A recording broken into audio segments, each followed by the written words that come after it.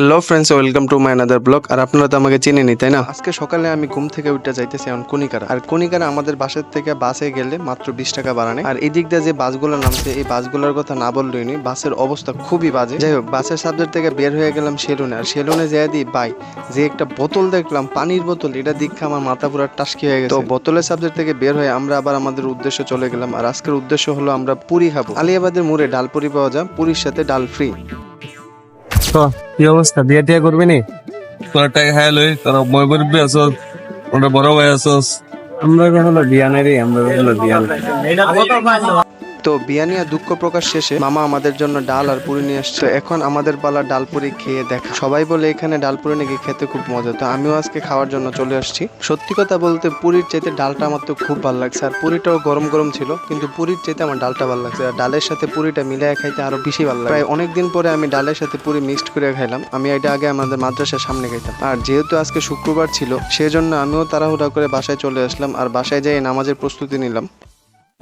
يا رسول الله قال بسنة أبيه إبراهيم عليه السلام قالوا فما لنا يا رسول الله قال بكل شهرة حسنة।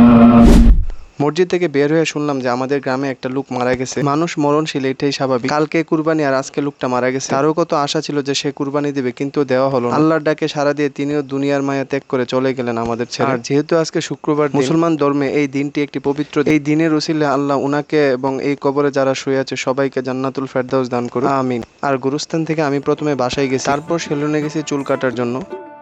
কিসে পাগল ইডিরে কই এমদা যা হেমদা ইডিরে পড়াইলাম কেলাসো তারপরে এই যে ছেলেটা বড় ভাই আমার, বিয়া করিস না রে, দাওয়াতটা দিদি না রে। হের মানে বিয়া করবার লাগে এই রুমটা পুরাটা হের, ওইখানে আছে আর গুরু টুরু থাকে।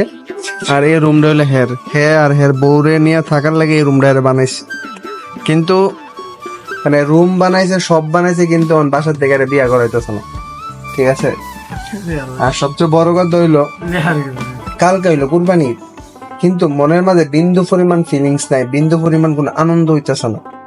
একটা কথা আছে যে যত বয়স বাড়বো তত আনন্দ সব ধুয়ে মুছে চলে যাবে উড়াল দিয়ে আকাশের পথে, এরকম অবস্থা আর কি।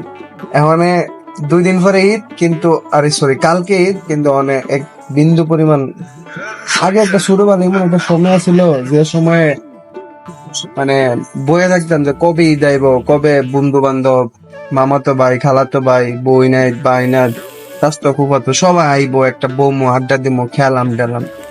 এখন এমন একটা সময়, তাহলে ঈদ আইলো কোন সময় গেল কোন সময় এটা দিশেই পাওয়া যায় না, এরকম অবস্থা।